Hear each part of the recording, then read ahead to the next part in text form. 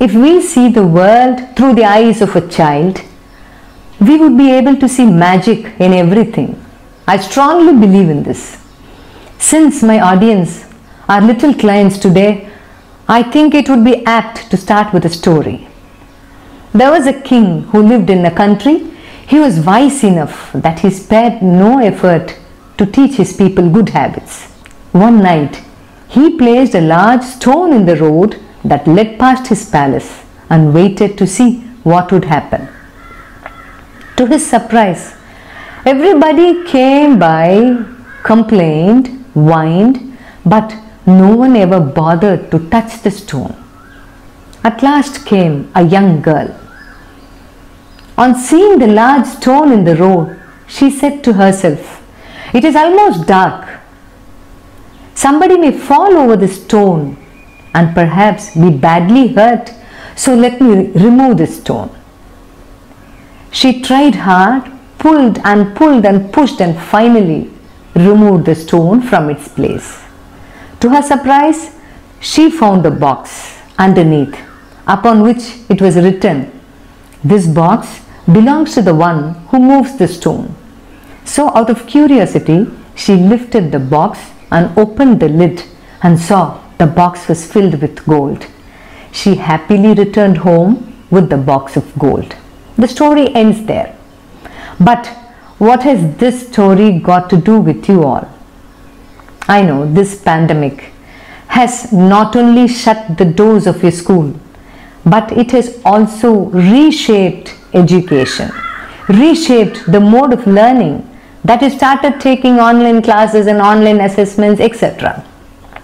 And also, you are left with a lot of free time, not knowing what to do. Because your playtime, your me time, your school time, they're all merged now. You're off the routine now. But if you want to make the best of your free time, then you have to remember the young girl in that story. Yes, learn to take initiatives. It is nothing, just doing the right thing at the right time without being told. All good things start from home. They begin from home. So take the initiative or learn to take the initiative from home. Take the initiative to wake up early in the morning without your parents waking you up. Take the initiative to forcibly shrink your online screen time. Instead, talk to your parents. Never wait for them to open up a conversation with you.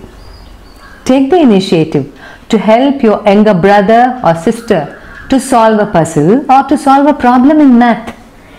If you are living with your grandparents, you are doubly blessed. Take the initiative to talk to them, to attend to their small needs, to make their bed, etc. Take the initiative to eat whatever is served on your plate without wasting the food. Take the initiative to keep yourself physically fit by investing at least 30 minutes a day. Either you can do yoga or meditation or just some stretching exercises. Take the initiative to maintain a kitchen garden. And if you do not have one, again take the initiative to create one. I know you cannot now move around with your friends because it is strictly prohibited. So what? Take the initiative again to write a small poem or to write a small story, or even you can take a small video telling about the responsibilities of students during this pandemic to stay safe. Share it among your friends. Let them learn something new from you. Take the initiative to appreciate your parents, to appreciate every small thing that they do for you. Most importantly, take the initiative to ask for sorry if you commit a mistake. And this doesn't stop here. This art of taking initiative even can extend to your classrooms. Be the first one to take the initiative to stand up boldly, ask for a doubt. Take the initiative to help your classmate solve a problem or to complete a task. Take the initiative to keep your classroom clean Seeing you, all your other friends would follow. Take the initiative to decorate the notice board, to update it with latest news. Take the initiative to take up every responsibility that is given to you with utmost interest and with utmost dedication. But children, you must remember one thing. In this journey of taking the initiative, nothing comes right at the very first stroke. Have you ever done a math problem right at the first time without committing mistakes? No. Can you solve a chemical equation right at the first time? Simply no. Or can you even perform on your annual day without rehearsals? Definitely not. So, while taking initiatives, you may have to face rejections. You may commit a lot of mistakes. You may have to face a lot of criticisms. Don't worry. Mistakes are a part of learning. Criticisms, when you accept criticisms, it shows you're growing. And also, while taking initiatives, nothing could come perfectly right at the first time. Remember, there is nothing called perfect. Nobody is perfect in this world. One is better than the other, that's all. So never aim for perfection. Keep doing, keep taking the initiative and do not lose heart. Because to take initiatives, it demands a lot of resilience and determination. I now have a question to all of you. Would you like to grow up and become happy adults?